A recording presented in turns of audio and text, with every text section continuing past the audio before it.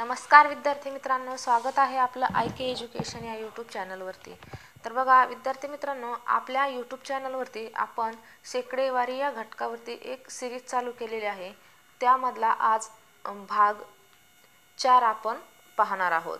याच्या अगोदर आपण भाग 1, भाग 2 आणि भाग 3 हे बनवलेले आहेत, जे की तुम्हाला डिस्क्रिप्शनमध्ये भेटून जातील। ज्या विद्यार्थी डायरेक्ट पार्ट 4 पाहण्यासाठी आलेले आहेत त्यांना विनंती आहे की अगोदर तुम्ही ते 3 भाग पाहून घ्या, नंतरच पार्ट 4 पहा। तर बघा, व्हिडिओला सुरुवात करण्याच्या अगोदर सर्वांना विनंती आहे, आपल्या चॅनलला सबस्क्राइब करा, शेजारचं बेल आयकॉन प्रेस करा, जेणेकरून आपण जे नवनवीन व्हिडिओ बनवत आहोत ते अपलोड केल्यानंतर त्याचं नोटिफिकेशन तुम्हाला मिळून जाईल। तर चला आपण व्हिडिओला सुरुवात करूया। आजच्या आपल्या व्हिडिओचा जो पार्ट आहे तो भाग 4 मधील टाइप 6 आहे। तर बघा, तर प्रश्न क्रमांक 1 पहा। 2 किलोग्रॅम हे 10 किलोग्रॅमचे शेकडा किती? आता जे काही 2 किलोग्रॅम आहे हे 10 किलोग्रॅमचे शेकडा किती म्हणजे आपल्याला शेकडेवारीमध्ये काय करायचे तर रूपांतर करायचे। तर बघा, आता हे कशा पद्धतीने मी याचं समीकरण तयार करू शकते, तर दिलेले ज्या संख्या आहेत 2 किलोग्रॅम आणि 10 किलोग्रॅम यांचे एकक काय आहेत, समान असलं पाहिजेत। तर यांचे एकक समान आहेत की हे, तर बघा ज्या नंबर सोबत, हे वाक्य खूप महत्त्वाचं आहे, सर्वांनी लक्ष देऊन ऐका। ज्या नंबर सोबत चा, ची, चे आणि पेक्षा, ज्या नंबर सोबत चा, ची, चे, पेक्षा हे शब्द लागलेले असतात ते अंक नेहमी छेदस्थानी घ्यायचे। वाक्य खूप महत्त्वाचं आहे बघा। ज्या नंबरच्या सोबत चा, ची, चे हे अक्षर लागलेले आहेत तो नंबर्स नेहमी काय करायचा, छेदस्थानी घ्यायचा समीकरण तयार करत असताना। तर चला तर आपण या उदाहरणाचं समीकरण तयार करूया। बघा, 2 किलोग्रॅम हे 10 किलोग्रॅमचे शेकडा किती? आता चे हे 10 किलोग्रॅम सोबत लागलेले आहे, म्हणजे छेदस्थानी माझे काय येणार 10 आणि अंशस्थानी 2। हे झालं याची मांडणी। 2 किलोग्रॅम हे 10 किलोग्रॅमचे शेकडा किती? तर चे 10 आहेत, 10 kg म्हणजे हे छेदस्थानी आणि 2 हे अंशस्थानी, आणि त्याचे रूपांतर काय कशात करायचे आपल्याला, शेकडामध्ये करायचे। म्हणजेच ज्यावेळेस आपण दिलेली संख्या शेकडेवारीमध्ये रूपांतर करतो त्यावेळेस त्याला काय करत असतो, गुणिले 100 करत असतो। तर बघा, 100ला छेद नाही म्हणजे छेद 1 असतो। आता याला काय करायचं आहे, आपल्याला सिम्प्लिफाय करायचं आहे। तर बघा, छेदस्थानी 10 आणि 1 आहेत, अंशस्थानी 2 आणि 100 आहे। मग छेदस्थानच्या संख्येने अंशस्थानच्या संख्येला भाग द्या, तर छेदस्थानी 1 0 गेला, त्यानंतर अंशस्थानचा 1 0 गेला।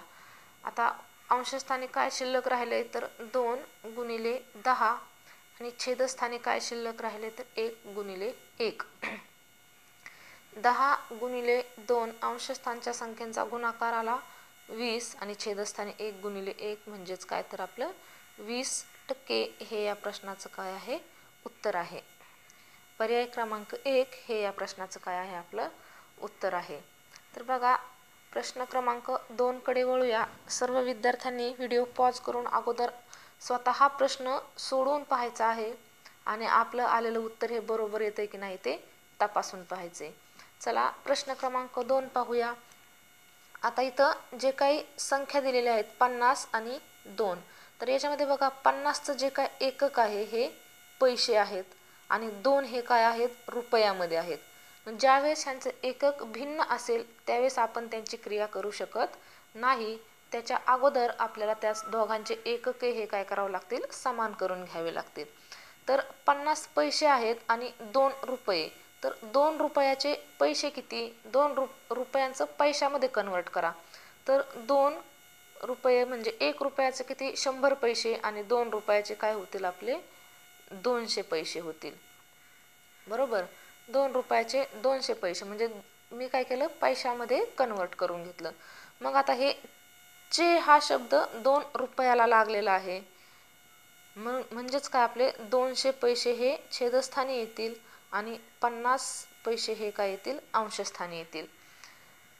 आता दोघांचे एकक काय आहेत, समान आहेत. हे पण पैसे आहेत आणि हे पण पैसे आहेत, यांच्यामध्ये आता क्रिया होऊ शकते. तर आता त्याला शेकडेवारीमध्ये रूपांतर करायचं आहे. शेकडा किती म्हणजे त्याला काय, गुणिले 100. तर आता 100ला छेद नाही म्हणजे छेद 1 असतो. छेदस्थानी 2 शून्य आहेत, अंशस्थानचे 2 शून्याला 2 शून्य कटले. त्याच्यानंतर छेदस्थानी 2 शिल्लक राहिलेले आहेत.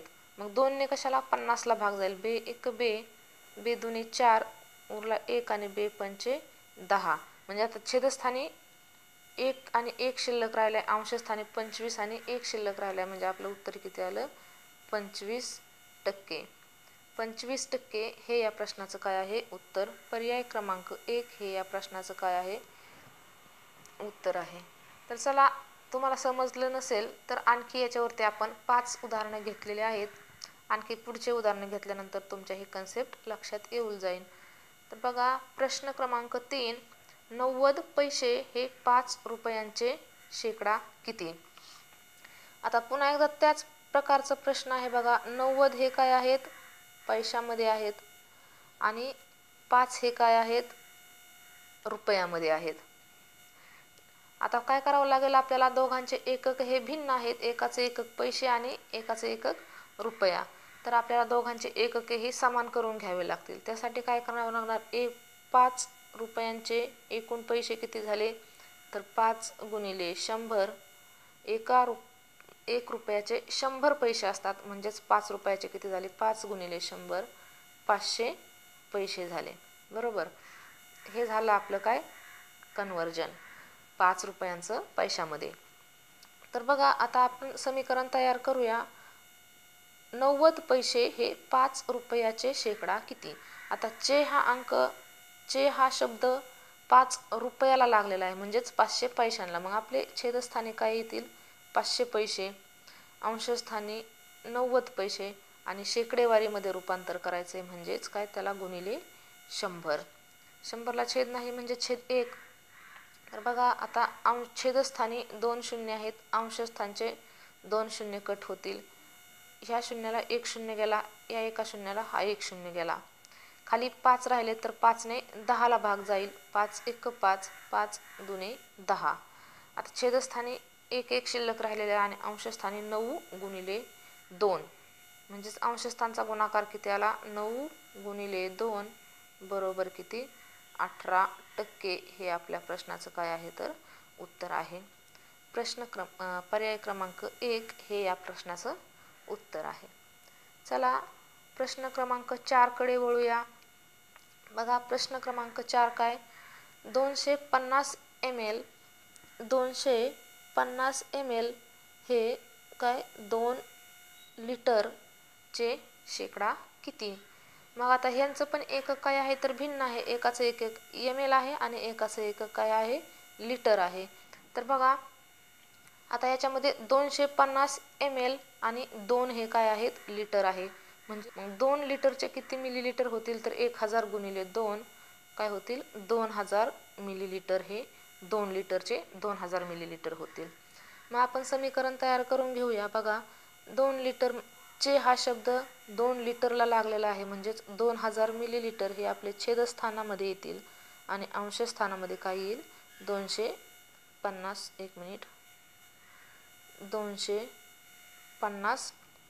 ml. आता दोघांचे एकक हे ml झालेले आहेत, म्हणजे यांच्यामध्ये क्रिया आता होऊ शकते. आणि याचं काय करायचं आहे, शेकडामध्ये रूपांतर करायचं आहे, म्हणजेच याला काय करणार आपण, गुणिले 100. 100ला छेद नाही म्हणजे छेद 1 असतो. तर बघा, आता छेदस्थानी 1 शून्याला 1 शून्य गेला, पुन्हा आणखी 1 शून्याला 1 शून्य गेला, आणखी 1 शून्य वरती अवेलेबल आहे, तर छेदस्थानच्या आणखी 1 शून्याला 1 शून्य गेला. म्हणजे छेदस्थानचे 3 शून्य घालवण्यासाठी अंशस्थानचे 3 शून्य कटले. तर आता काय राहिले शिल्लक, अंशस्थानी 25 आणि छेदस्थानी 2 शिल्लक राहिलेले आहेत. मग 2ने 25ला भाग देऊन बघा, भाग पूर्ण बसणार नाही. भाग काय होणार आहे आपला, दशांश अपूर्णांकामध्ये येईल. तर अपूर्णांकामध्ये भाग द्या. बे 1 बे, बे 1 बे. त्याच्यानंतर 5ला भाग द्या. बे 2 4, 5 मधून 1 शिल्लक राहिला. आता 2ने 1ला भाग जात नाही, म्हणजे भाग दशांश पॉईंटचा दिला आणि 1 वर शून्य घेतले, झाले 10. बे 5 10. म्हणजे आपल्या प्रश्नाचं उत्तर काय आलं 12.5% हे या प्रश्नाचं काय आहे उत्तर, पर्याय क्रमांक 1. चला प्रश्न क्रमांक 5 कडे वळूया. प्रश्न क्रमांक 5 पहा काय सांगतोय 400 ग्रॅम.